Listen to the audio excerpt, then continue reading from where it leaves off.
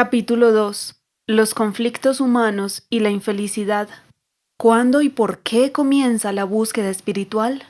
Los niños viven en su pequeño y propio mundo, totalmente satisfechos de vivir con sus padres y sus juguetes. No les preocupa el tiempo ni el mundo exterior. No les preocupa obtener algo ni ser alguien especial. Un amigo me contó que su hija de 3 años vio a un ratoncito deslizarse dentro de su casa y escabullirse de inmediato. Se sintió intrigada y quiso saber dónde vivía el ratón. Cuando le dijeron que vivía en un agujero en el fondo del edificio, preguntó de inmediato si el ratoncito también tenía juguetes.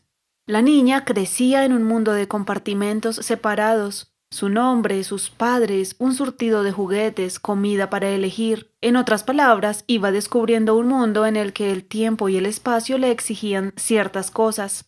Al tener que elegir entre las diferentes alternativas posibles, algunas necesidades y deseos no eran satisfechos, y eso es algo que ella no podía comprender. Comenzaba a conocer el mundo exterior, un mundo que exigía explicación, exploración, esfuerzo y un cierto grado de manipulación por su parte para conseguir placer y evitar dolor y frustración. Un mundo completamente distinto en el que debía formular las preguntas y recabar la información necesaria para ajustarse a este nuevo entorno. Resultaba excitante. La niña también empieza a encontrarse a sí misma en áreas desconocidas hasta entonces. ¿Qué es eso de morirse? Recuerdo a mi nieta preguntando a su padre, ¿qué es morirse? Había oído que un amigo de su padre había muerto el día anterior. Lo más probable es que la niña se hubiera dado por satisfecha con cualquier explicación sencilla, pero el padre decidió tratarla como a un adulto y le dio una pequeña disertación sobre la vida y la muerte. La niña inteligente escuchó con atención y finalmente anunció, «No me voy a morir nunca». Una unidad no reconocida y profundamente intuitiva con la creación como un todo. A medida que la niña va creciendo, los condicionamientos aumentan. Se le dice, y ella se lo cree, que si es honesta y trabaja duro, triunfará en la vida y será feliz. Sin embargo, su experiencia real le demuestra que la honradez y el trabajo duro no siempre conducen al éxito, y que el credo siembra y cosecharás no siempre funciona. Su experiencia le dice que uno es el que siembra y muy a menudo es otro el que cosecha. Esta laguna entre expectativa y resultado le genera mucha confusión y frustración, y al llegar a la adolescencia la niña se siente perdida, sin norte. Lo cierto es que la vida no es un asunto sencillo y que a menos que seamos conscientes de los fundamentos de la vida tal y como suceden, la confusión y la frustración serán inevitables. El fundamento básico de la vida tal y como la conocemos es que la esencia de toda manifestación está en continuo cambio desde el nacimiento hasta la muerte, en el tiempo horizontal a diferencia del tiempo presente. En cuanto un ser vivo nace, ya sea insecto, ave, animal o ser humano, la conciencia animada infunde a la criatura el deseo de vivir, de no dejarse vencer por la muerte. Y entonces aparece el ego, la identificación del organismo individual con el deseo de no dejar que la vida fluya libremente. Y después, en el ser humano, se incluye el libre albedrío, el sentido de un hacedor personal junto con el intelecto. Al carecer de intelecto, y aunque el ego animal es indudablemente consciente de la oposición irreconciliable entre el yo y el no yo o el otro, entre placer y sufrimiento, el animal no puede ser consciente intelectualmente de la diferencia entre placer y dolor si esa alteración física no está presente en ese momento. Pero el ser humano puede, y lo hace, formar conceptos sobre la satisfacción futura de sus necesidades físicas y psicológicas. Este componente es el que crea el sentimiento de conflicto, la falta de armonía e infelicidad que tiene el ser humano, pero no el animal. Esta es una parte de la doble atadura. La otra consiste en el hecho de que, mientras el animal no tiene sentimientos de culpa en sus esfuerzos por mantener y preservar su propia vida, el dudoso regalo que es el intelecto da al ser humano una percepción muy clara de que la simple lucha por la supervivencia no es su propósito real en la vida. El intelecto le obliga a ver, al menos intelectualmente, que por fuerza ha de ser mucho más que su organismo psicosomático, y por tanto le obliga a buscar su verdadera identidad, aunque intuitivamente sabe que es infinitud, intemporalidad, inmutabilidad. La doble atadura significa que el ser humano sigue pensando en su naturaleza solo en los términos que su intelecto puede comprender, en términos de logros. En otras palabras, el humano imagina su naturaleza verdadera dentro del marco de la afectividad animal, un estado en el que la felicidad reinará como soberana absoluta en un mundo lleno de manjares inagotables, vida sexual sin límites, capacidad física e intelectual sin rival, etc. Es decir, algo así como estar en el paraíso. Hay que reflexionar y comprender la importancia de este deseo del ser humano por conseguir la vida afectiva perfecta para llegar a la raíz del problema de la búsqueda, el buscador, lo buscado, el problema del conflicto y la infelicidad humanos. El fallo fundamental de esa idea, el deseo de perfección dentro del marco de la vida, es su olvido de que todo lo fenoménico es una impresión de la conciencia, una impresión basada en una polaridad, en que la felicidad y la desdicha son inseparablemente interdependientes. Dado que la esclavitud consiste en el deseo de lograr algo, la liberación puede, por tanto, consistir sencillamente en apercibirse de que cualquier deseo, ya sea de beneficio material o incluso de iluminación espiritual, es en sí mismo el único y verdadero obstáculo. En otras palabras, el ser humano quiere armonía, pero la quiere en términos de vivir esta vida. Comprende que debe haber un ser al término de este vivir, pero solo puede considerar ese ser en términos de ese vivir, sin sus aflicciones. No puede caer en la cuenta de que para llegar al ser que él ya es, el buscador es ya lo buscado. Tiene que desechar ese vivir tal y como él lo entiende. Y esto solo puede suceder cuando acepta totalmente, sin atisbo de duda, que nada puede ser logrado por medio del esfuerzo personal, sino que tiene que suceder según la ley cósmica, algo que posiblemente ningún ser humano pueda comprender nunca. El ser humano quiere continuar su vivir y su hacer, pero al mismo tiempo requiere su ser. El ser humano necesita, quiere y exige paz, pero no renuncia a la guerra. El único problema es que el humano no está preparado para dejar llevar, quiere despertar a la realidad, a su naturaleza verdadera, pero no abandonará la realidad soñada. El ser humano olvida que la meta última de la vida, si es que podemos llamarla así, no es llegar a ser algo, sino no devenir, no hacer, no vivir, abandonar el mundo fenoménico limitándose a ser testigo de los sucesos que se producen en la vida por medio de cada instrumento, cuerpo, mente, estando en calma, dejando que la vida fluya. Para entender el problema del conflicto y la infelicidad humanos, es imprescindible tener una comprensión muy clara de la diferencia básica entre el concepto de la dualidad y el concepto del dualismo. La dualidad es la base misma de la manifestación, el principio de la polaridad, la existencia de los opuestos interrelacionados de cada naturaleza. En la dualidad, los opuestos, vida y muerte, luz y oscuridad, bueno y malo, no están en guerra. Dualismo significa perseguir la felicidad con exclusión de toda infelicidad, perseguir el triunfo con exclusión de cualquier fracaso, perseguir lo que es bueno hasta la desaparición de todo lo que se considera malo, perseguir la salud, la riqueza y la felicidad con exclusión absoluta de la enfermedad, la pobreza y el dolor, y esto solo puede significar la mayoría de las veces frustración y falta de armonía.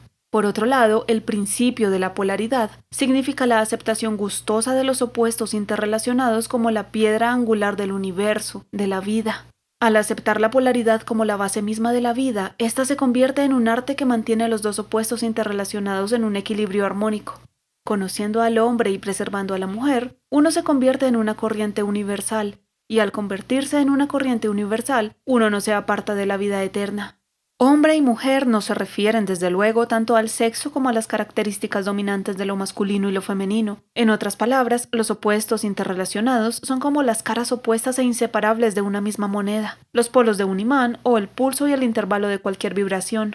Mientras el ejercicio de la abolición y el esfuerzo personal en la decisión del dualismo convierte la vida en un ir y venir enloquecido de la seca a la meca, la comprensión auténtica de la naturaleza polar de la dualidad dota a la vida de una serenidad cíclica, tal y como lo ilustra el antiguo cuento taoísta del granjero cuyo caballo huyó. Cuando los vecinos se reunieron aquella noche para consolarle de su mala suerte, el granjero dijo: «Puede ser». Al día siguiente el caballo volvió a la granja trayendo consigo media docena de caballos salvajes, y cuando los vecinos se reunieron de nuevo para felicitarle por su buena suerte, el granjero dijo de nuevo: «Puede ser». Al tercer día, su hijo se rompió una pierna mientras trataba de ensillar y montar uno de los caballos salvajes. A las expresiones de simpatía de sus vecinos, el granjero contestó: «Puede ser». Un día después, unos militares llegaron al pueblo para reclutar jóvenes para el ejército, pero el hijo del granjero fue rechazado a causa de su pierna rota. Los vecinos acudieron de nuevo por la noche y le dijeron lo bueno que era que todo hubiese acabado tan bien. El granjero dijo: «Puede ser».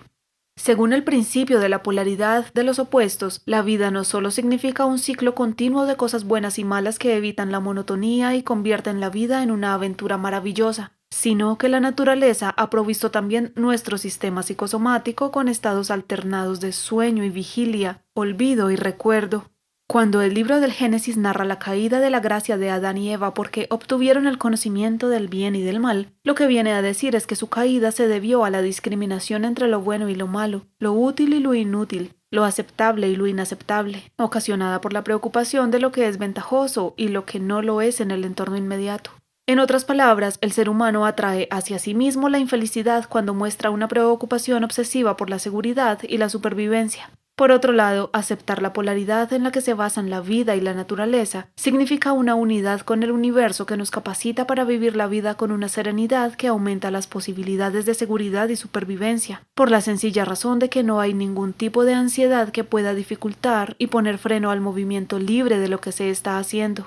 Lo que significa esto es que el conflicto y la infelicidad del ser humano están basados en dos errores relacionados entre sí. Uno es creer que él es algo separado y distinto del resto de la manifestación, y el otro es que tiene independencia y libertad de acción para determinar los resultados y los acontecimientos. Lo cierto es que no hay una entidad individual para ejercitar el libre albedrío ni para sufrir el destino. Las funciones sensoriales, ver, oír, etc., se producen a través del mecanismo psicosomático. No hay ningún nosotros que viva nuestras vidas, sino que el vivir sucede a través de los diversos mecanismos psicosomáticos u organismos cuerpo-mente.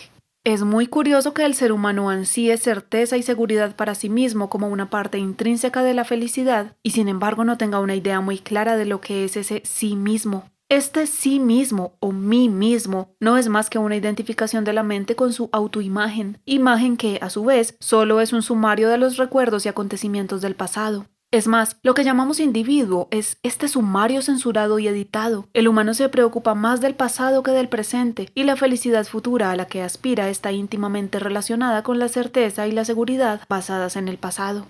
Pongamos por caso a alguien que hace una inversión económica y social basada en su experiencia del pasado, efectuando un cuidadoso cálculo de las diferentes perspectivas de futuro. No sería raro que, a pesar de todos estos cálculos, sus inversiones se convirtieran en un fracaso estrepitoso, en tanto que a alguien que, sin haber ignorado en absoluto su experiencia del pasado, pero que también ha tenido en cuenta su intuición, le haya ido extraordinariamente bien. Casi es una experiencia común que el ser humano concede una importancia excesiva al pasado, al pensamiento consciente, a la comunicación lineal y a los signos matemáticos, y no da la suficiente a la sensación inteligente e intuitiva. Da mucho valor a la visión focalizada y no el suficiente a la visión periférica. Valora mucho los datos analíticos y poco los viscerales. No se trata de elegir entre lo uno y lo otro, sino de complementarlos. Lo que ocurre la mayor parte del tiempo es que el condicionamiento de lo convencional es tan fuerte que casi borra la espontaneidad.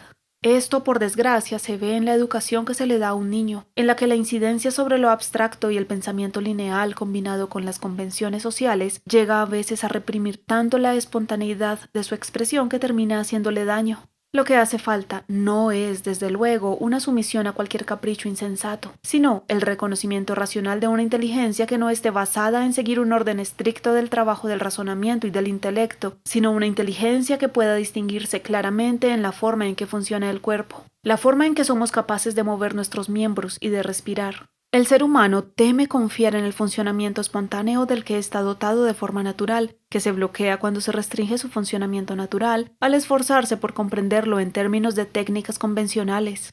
Surgimiento de los pensamientos. Los pensamientos e incluso los deseos surgen en la mente de la persona común y también en la mente del sabio, porque recibir lo que se le ofrece está en la naturaleza de la mente. Pero aquí acaba la semejanza. Mientras la persona común se implica en ellos tratando de aferrarlos y sujetarlos, o bien de rechazarlos, el sabio no los persigue, el sabio los abandona. La cuestión es que cualquier intento por evitar que surjan los pensamientos, además de futilidad, del esfuerzo y la frustración resultantes, hace que se produzca un conflicto al provocar una dicotomía entre la mente que trata de parar y la mente que se resiste. Los pensamientos surgen a causa del condicionamiento constante que tiene lugar y las impresiones mnemotécnicas que por tanto se crean. Tratar de borrarlas consciente y deliberadamente es como lavar sangre con sangre. La cuestión es simple. Los pensamientos surgen, pero al carecer de sustancia se desvanecen con toda rapidez si no se los acepta y se les persigue como si fueran una realidad efectiva. Cualquier esfuerzo positivo por controlar la mente o soltarla de uno mismo solo consigue fortalecer el ego. Espontaneidad e intención con algún sentido son términos antagónicos. La situación es igual a la que se ilustra con el ejemplo clásico de la eficacia de la medicina dependiendo de si se piensa en un mono al tomarla. La condición se convierte en una impresión mnemotécnica del mono que surge de inmediato en el momento en el que se va a tomar la medicina. Este es el tipo de doble aprieto en el que se encuentra el ser humano casi a cada momento si piensa y actúa como una entidad individual. La única respuesta es poder aceptar absolutamente que, en palabras de Buda, los acontecimientos suceden, los actos se realizan, pero no hay un hacedor individual. A la pregunta, ¿qué es lo que se supone que debo hacer en cada momento? La única respuesta posible sería, haz lo que creas que debes hacer, comprendiendo claramente que no puede haber un hacedor individual. Cualquier acción que resulte será una acción espontánea, natural, divina, porque no habrá una entidad individual implicada en ella. Una indicación que se ha percibido sería una sensación nítida de libertad absoluta en lugar de la frustración que surge del sentido de volición. Como señala un maestro zen, no puedes hacer nada, salvo soltar una carcajada. Se sabe que un sentimiento semejante de alivio total y de júbilo ha destruido de tal modo la separación entre maestro y discípulo que ambos han terminado en más de una ocasión rodando por el suelo muertos de la risa, regocijo irrazonable y alegría. Lo que sucede en esas ocasiones es que los muros de la prisión del dualismo se derrumban de repente y uno se ve a sí mismo en un mundo completamente diferente, con la comprensión súbita de que todo lo que ha estado sucediendo ha sido un acto espontáneo y no volitivo, en el que la volición personal era tan solo una ilusión. Es como si uno hubiera estado en la corriente de la vida siendo arrastrado por ella, y el esfuerzo aparente de estar intentando nadar contra la corriente fuera completamente inútil e innecesario. En otras palabras, el dualismo entre yo y el otro, entre el observador y lo observado, entre el buscador y la búsqueda, desaparece al apercibirse de que ambas cosas son objetos que están siendo vividos en el fuego onírico que es el vivir. Todo lo que hay es un pensar, hacer, experimentar, sin que haya un hacedor individual realizando ninguna de esas acciones. Citamos lo que el sabio árabe Maimónides opinaba de la autorrealización. Aprende de dónde vienen la pena y la alegría, y el amor y el odio, y despertar aunque no se quiera, y dormir aunque no se quiera, y enamorarse aunque no se quiera. Y si investigaras íntimamente todas estas cosas, encontrarás a Dios en ti, uno y muchos como el átomo. Y al final encontrarías dentro de ti mismo una salida de ti mismo. Todo dualismo es ilusión, toda acción es espontánea y toda volición es una ilusión. Una vez que esto se comprende claramente, se deja de buscar la solución perfecta. Ver lo ilusorio de la volición hace que cada acción se convierta con toda precisión en lo que ha de suceder según la voluntad de Dios, según la ley cósmica. De la misma manera, también queda claro que no es necesario ningún esfuerzo específico por medio de disciplinas extenuantes o prácticas o artilugios, como por ejemplo la repetición de fórmulas, pensamientos, palabras o acciones para ver algo que siempre estuvo ahí. La filosofía del Tao considera todo esfuerzo por realizar el Tao como ponerle patas a una serpiente, porque todo es Tao. La prueba final de que se ha comprendido cabalmente la verdad es la desaparición de todas las preguntas y las dudas. Todo concepto y pensamiento sobre la verdad ha desaparecido evidentemente porque uno se ha convertido en la verdad. Esto no tiene nada que ver con hablar de la verdad con alguien que viene en busca de ayuda, e incluso en este caso hay una aceptación total de que no hay nadie hablando ni nadie escuchando. El hablar y el escuchar se han producido a través de dos instrumentos cuerpo-mente aparentemente separados. Es igual que un hombre que trabaja con ahínco, concentrado cumpliendo sus deberes cotidianos, pero que no necesita en ningún momento durante ese periodo recordarse a sí mismo su nombre y el lugar en el que está. De modo similar, una vez que se conocen las reglas de un juego o de un deporte, el éxito depende casi totalmente del grado en el que esas reglas no entren en la mente durante el tiempo que dure. Por supuesto que el grado hasta el que esto suceda en un caso en particular dependerá evidentemente de lo que podríamos llamar el destino de ese organismo cuerpo-mente o de la voluntad de Dios según la ley cósmica. No nos cansaremos de repetir una y otra vez que hay que dejar que la comprensión fluya y florezca por sí misma sin ninguna interferencia del intelecto. Desde luego depende del destino del organismo cuerpo-mente del que se trate. Suscitar persistente y constantemente problemas y dudas es como rascarse sin cesar en un sitio determinado hasta causar una picazón que al principio no había. El pez vive en el agua pero no hace caso del agua. El ave vuela en el aire pero no sabe nada del aire. El pez no se pregunta sobre la naturaleza del agua ni el ave sobre la naturaleza del aire. Los conceptos de la enseñanza Tao o Vedanta son como la espina que se utiliza para eliminar la noción de deseo de seguridad material o incluso de la autorrealización, que es una espina clavada en la piel. Y si la enseñanza se utiliza para buscar seguridad espiritual para el individuo, lo único que se consigue es reemplazar una espina por otra. La comprensión pura es todo, el apercibimiento es el fin, no el medio para lograr algo. Para buscar la vida hay que destruir el vivir, el uno debe morir.